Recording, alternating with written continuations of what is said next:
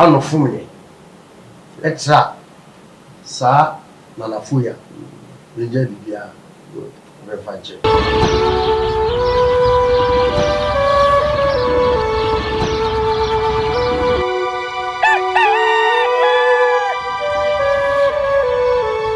Nananom yewo Nana Prince Alfrey Nana Techimahene fi na yewo another Nana Prince Alfrey Nana Kwanza Hene fi na eno achi no yewo media Oheneba media so wo ha ono so okasa wo Asanteman pa na yewo Asanteman UK so wo ha sei Asanteman UK no no okay ena old burger so wo ha bono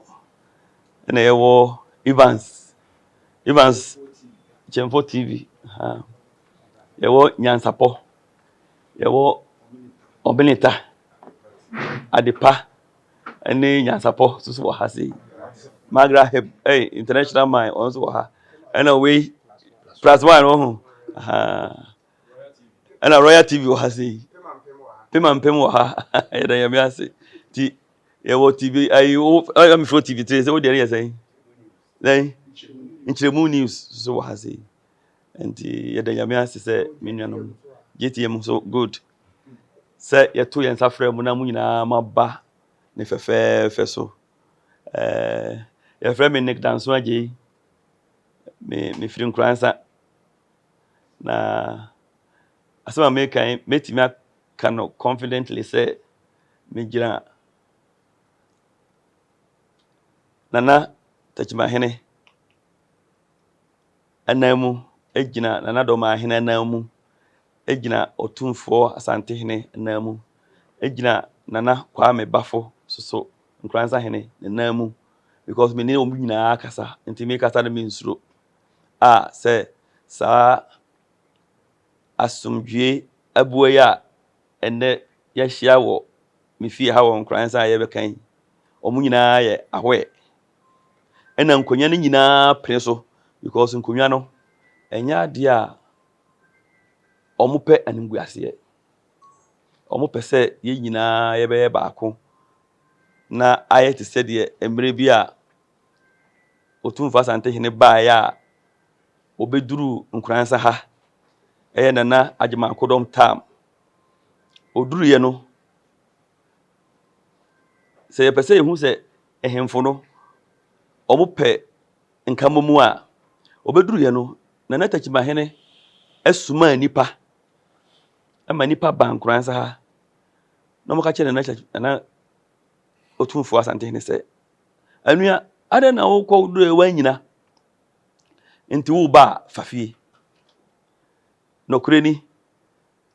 Otumfo Asantehene ma ne ho nipa so one ne nkrofo nyina ko wura Nana Techimahene ahemfie na mo wura ho no sebe ukọ YouTube abuhu na hwɛ sɛ de omo etomu awa tu na Otumfo sere na Nana Techimahene sere no mani agye na yesa ohu sɛ na ahomka wom saa ade no ene yepese eba Techimahene Nana Nkransa Hene Otumfo Asantehene ene Nana Domahene eba omuntem ti se de Nana timi sori konfante Otumfo otimi kwa igwe kurum igwefo timi ba ho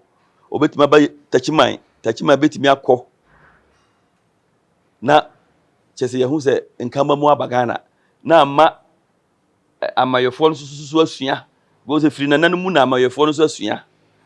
enti yehia na ye be solve problem a ye nkura no ya create dia ma ye nkokorafo eye ehemfo no na ye be solve se ye nkura ye gyae pe empayimfo no omu huni asem omu so bibia bekofom nti mesremu amu ha nyina se me ne Nana mu nyina kasa manana mama mkwan se ye solve nti na Prince owa ha Nkransa Hene so tu Prince Nkransa Prince Tachima Prince ni ogolo nkransa Prince ni na me ponte oheneba media wono so asante ohene fie oni ansaponom omo so kasa na ya asanteman na akasa asanteman TV no nyina UK mu nyina mbesom na mama yehu se yene nana mu nyina akasa ma na mama ne nkura mu nyina kwan se ye mesolve ade ne ntina ne mu nyina mo ha se ne asem no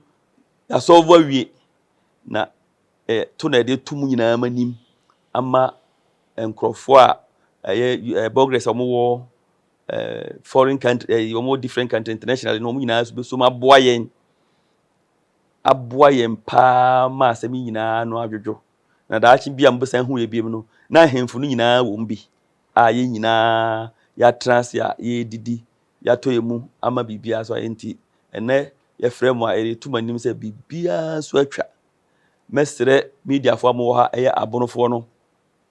ene asantefo bloggers sa asemi ya kan wie enya de afe na obisu di kotena bonten se de na nya akonka no na wa condemn ade no na wa san kofa ohini bi adi natem akasa sei nti okokasa se broni bi kosom asema ya kan wie na okodi ohene otumfo atemwa obohunu se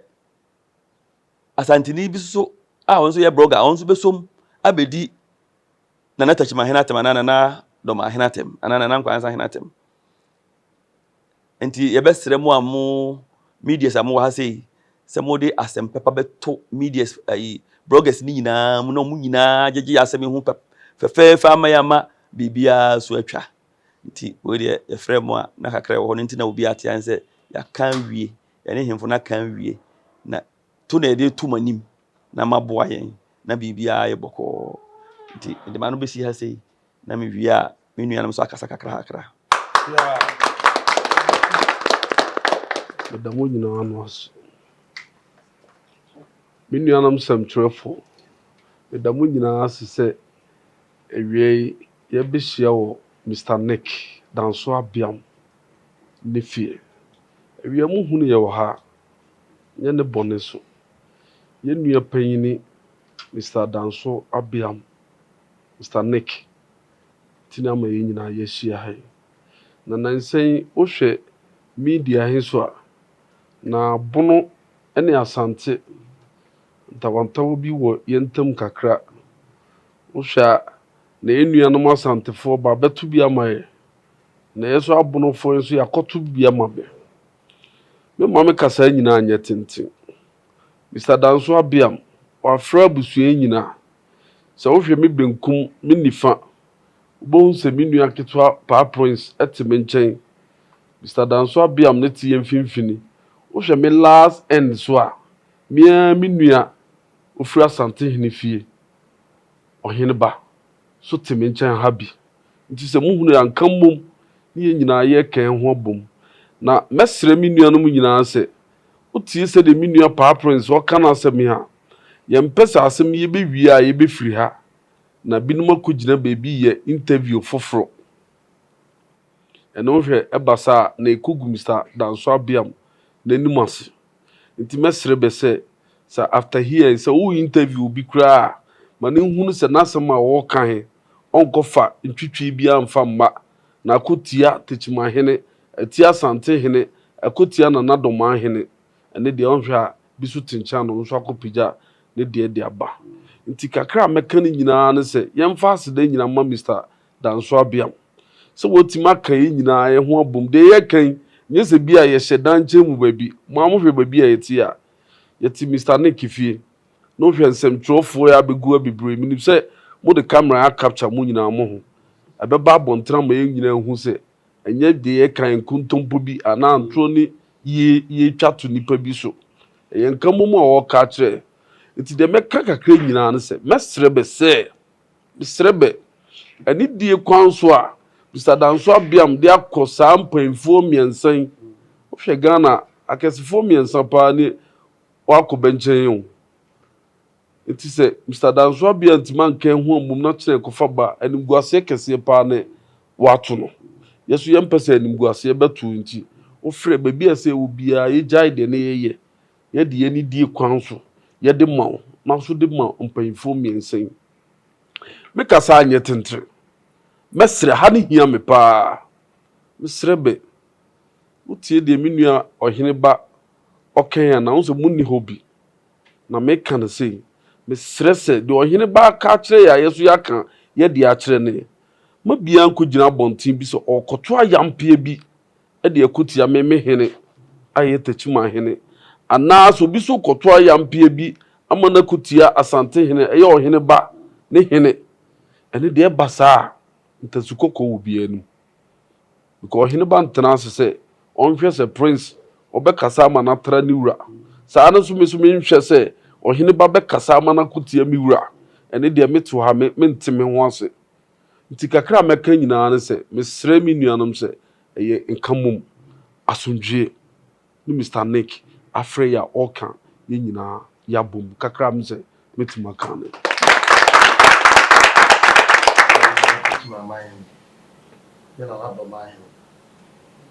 sɛ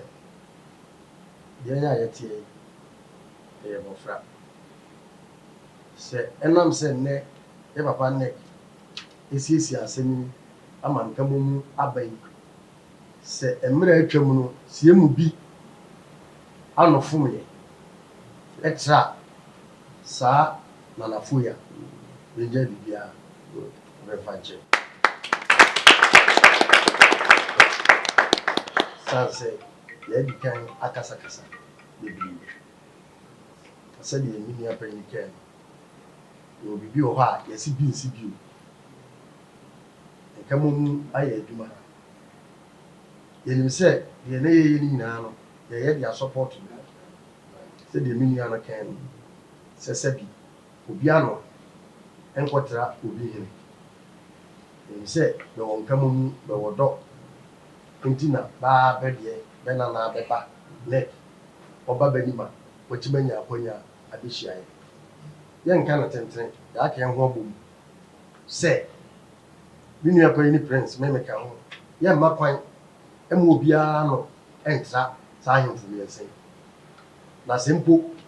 yɛhunu sɛ obi ɛyɛ biribi saa yɛbɛfrɛ no sɛdeɛ me nua na wɔka biribi sɛ yɛnhwɛ na bi ano antra obi hene no yɛbɛka abom ne yɛdi nkɔmmɔ nti yɛhunu sɛ bi ayɛ biribi saa yɛmmɛgyina afidie so nkasa na mmom yɛbɛto nsa afiri nipa no baabi ɔwɔ biara yɛbɛfrɛ no dankyɛm sɛ hɛ yɛaka adeɛ wei nti deɛ wode yɛba no gyae na mmom ɛnyɛ afidie so kasa na bra no so yɛbɛhwɛ sɛ yɛwura Nick da nso wayɛ wei awie no wɔbɛhwɛ ama nkamom mu aba mfommiɛnsa yi yɛhunu sɛ bɛhyia nan mpo nkuraasa hene ka ho na 7 previous baka bɛho abom ɛno so bɛboa ama nkoraa no a yɛwɔ akyire no yɛso ani agye sɛ nana tachima hene nana asante hene nana dɔma hene bɛne bɛti table baako a bɛne mu asomdwe abu ama yɛ a yɛdi akyire deɛ ɛyɛ nkyerɛ koraa ne yɛayɛ no ɛbɛyɛ de sɛ saa asɛm bi si ɛdi ɛde obiara ase yɛnhwɛ ne yie na obi ankɔtena baabi sɛdeɛ yɛde aba yi sɛ wote aburokyimaa mu wote Ghana ha yɛn nuanom brɔgafoɔ ɛwɔ akwantuom yɛdi dwaatoa ɛsrɛ bɛ yɛsɛ wayɛ bi atwa so yɛnka sɛ wayɛ bi atoa so yɛ a yɛwɔ ha no yɛsɛ sesei no yɛpɛ sɛ asomdwie ba nananom ntam tubɛ so yɛbɛsrɛ bebree sɛ bɛmmoa yɛne bɛnyinaa nka mmom na saa asomdwie no ɛmmra sesei mpuntuo yɛne biara ni asɛm sɛ mpuntuo ne ɛno no wɔ asɛm sɛ bɛyɛ a tachima ɔredwane kɔ n'anim na nkwadaa nsa so di akyire na ama mazaman ɛne tachima man no boroman ne asanteman ɛnyɛ asomdwie otumfoɔ kɔ adako no ɔda na adɔma hene da na sɛ nana tachima hene da yɛso yɛ ada mmerɛ mase bi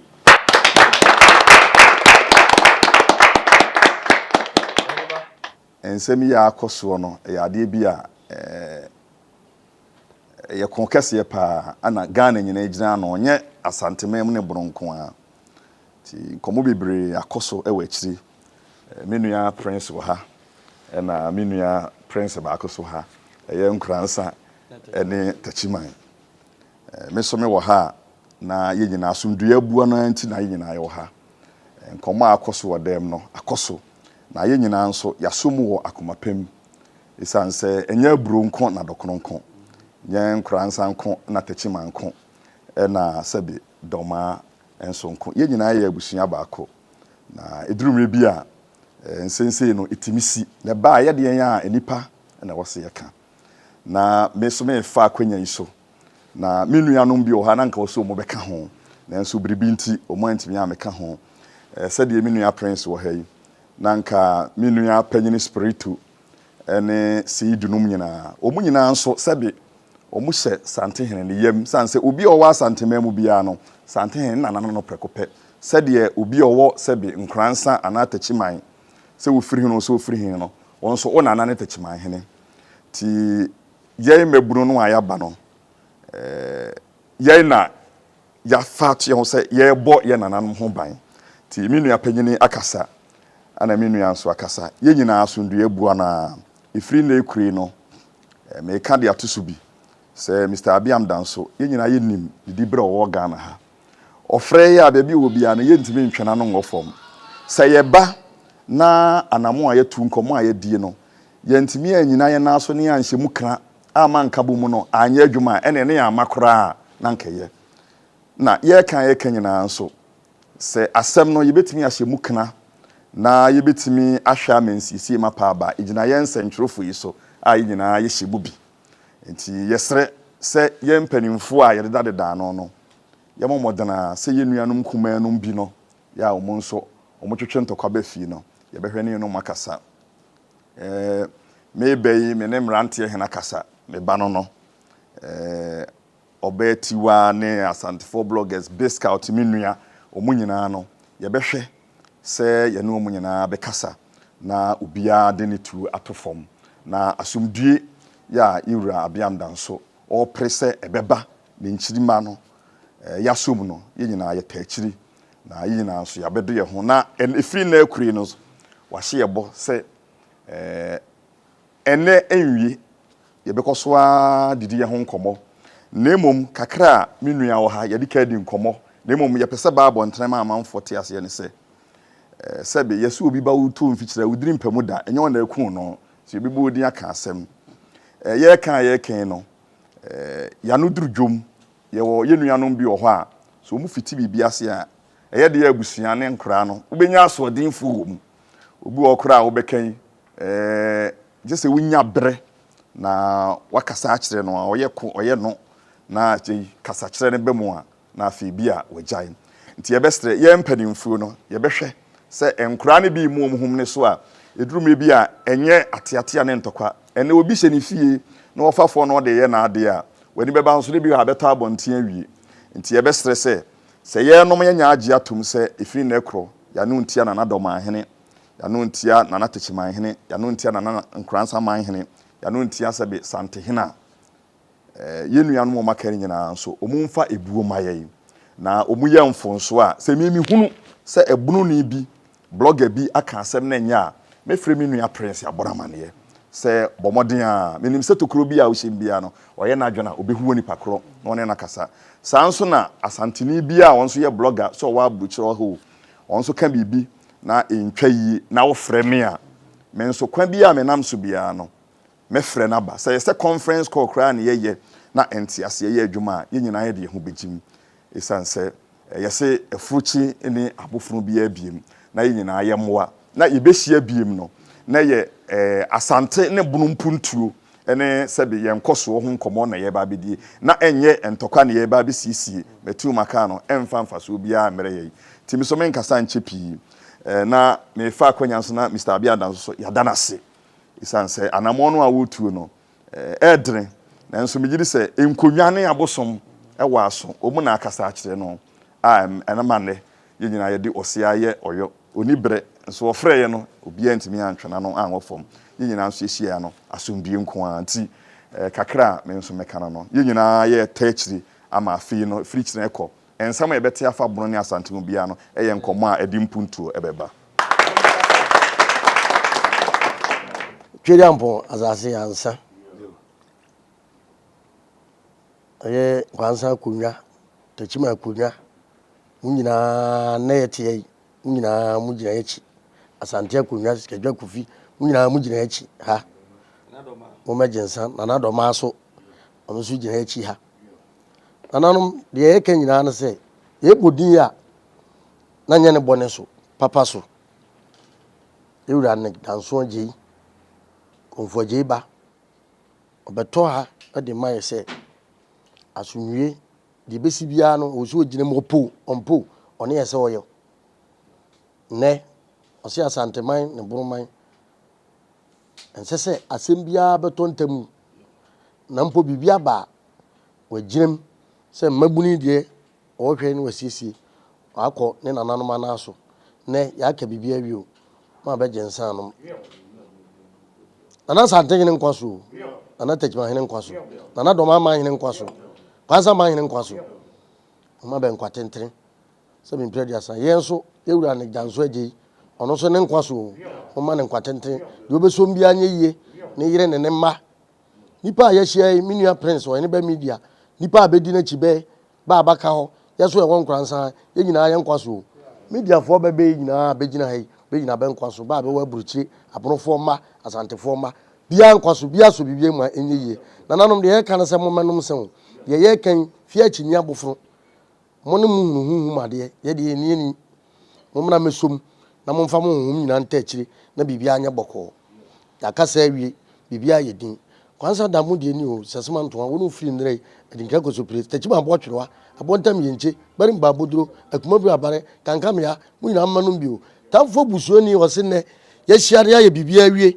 na ɔne wɔse wɔyɛ winta dua akyire na wɔbɛhwetim na wɔbɛkɔtena baabi sɛ obenya enkadeɛ akan adeɛ bɛkye na foforo asra so baabi na ne danso abiam na ni maguase ama bia kan ya yɛwɔ ha yi nipa kro mpa so wie menka sɛ munko tunufo mutunufo a ɔba de ɔbɛya na ɔbɛyɛ munku na wia kete abra ko wie gu ani mo okay